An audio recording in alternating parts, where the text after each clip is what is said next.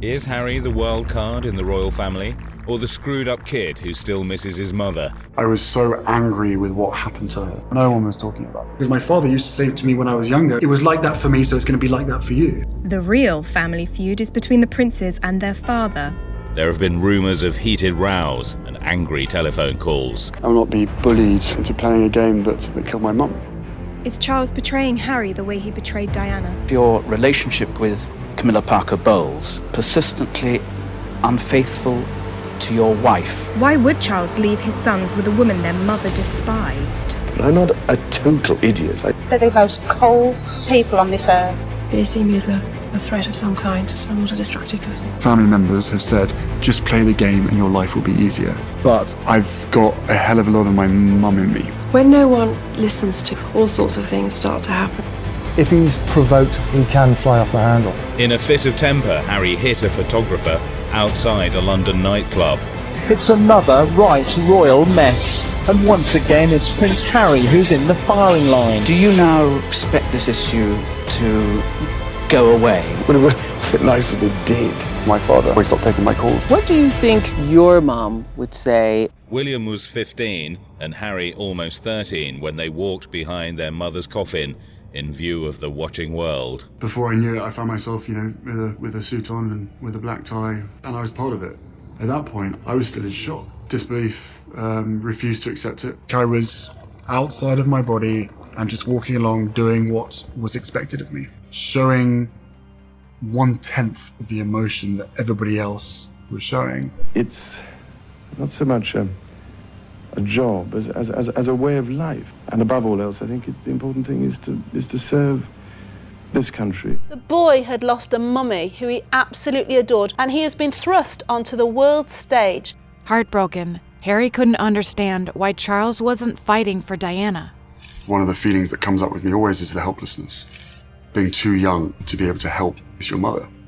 Was anybody talking about it around? No one was talking about it. They are coping extraordinarily well. Because my father used to say to me when I was younger, it was like that for me, so it's going to be like that for you. Just days after their mother's funeral, Charles left his grieving sons in the hands of their nanny, Tiggy. Diana used to get really annoyed with Tiggy because she felt Tiggy wasn't looking after the boys properly, and she let Harry abseil down a rock without a protective helmet, and she was furious. She loathed Tiggy. Why would Charles leave his sons with a woman their mother despised? Left alone with his grief, Harry bottled things up. If I think about her, then it's going to bring up the fact that I can't bring her back. And I didn't have anyone to turn to. The family, they very much have this mentality of, this is just how it is.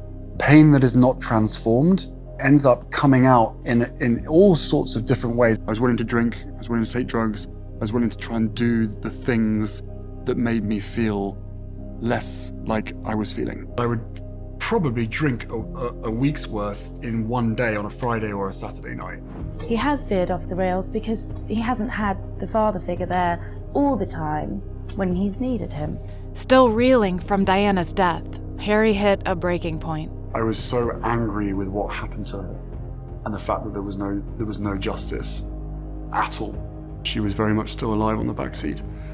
And those people that caused the accident, instead of helping, were taking photographs of her dying on the back seat. Every single time I hear a click, every single time I see a flash, it takes me straight back. He's on a short fuse most of the time, and if he's provoked, he can fly off the handle. In a fit of temper, Harry hit a photographer outside a London nightclub.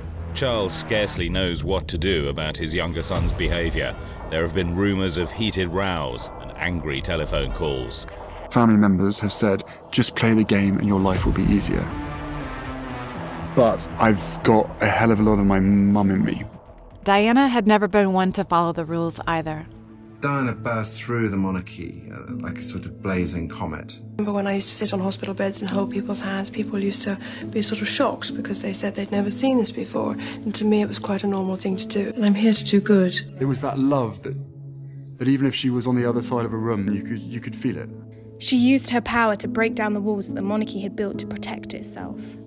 They see me as a threat of some kind, so I'm not a destructive person. The best lesson that I learned from her is be yourself. Their father believes that they will need one quality above all.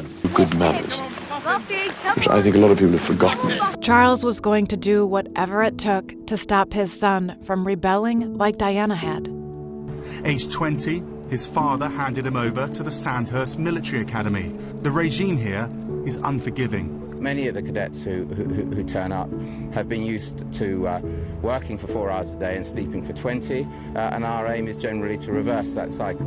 But Charles didn't know Harry like Diana had. Harry's always been interested in the military. That's what Diana is explaining to me. Harry will be fine because he's always loved the military. It's very easy to completely forget about who I am when I'm in the army. I am one of the guys. But when he was deployed to the front line, Harry threw himself into serving his fellow soldiers.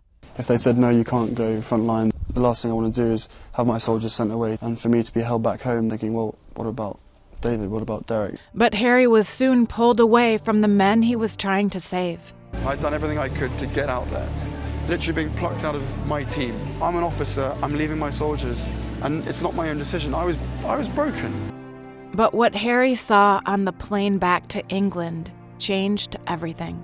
And while I'm sitting there, I look through the curtain in the front, and there's 3 of our lads wrapped up in plastic, missing limbs. And I suddenly thought to myself, people don't get to see this.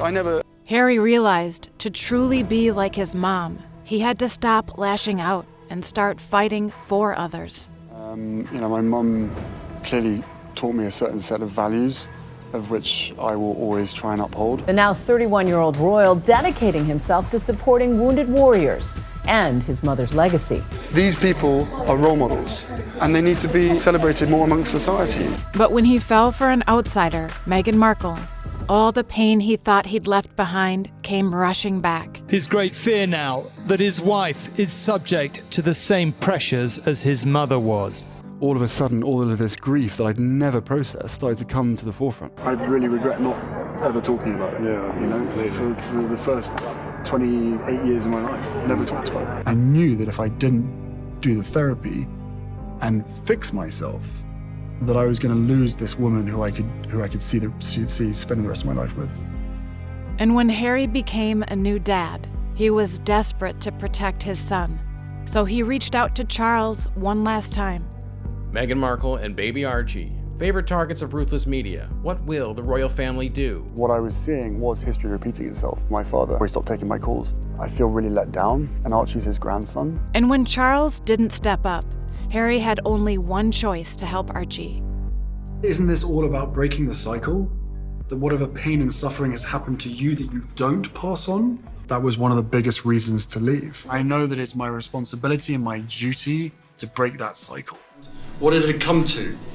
That I would step my family back from all I have ever known, to take a step forward into what I hope can be a more peaceful life. I will always protect my family, and now I have a family to protect.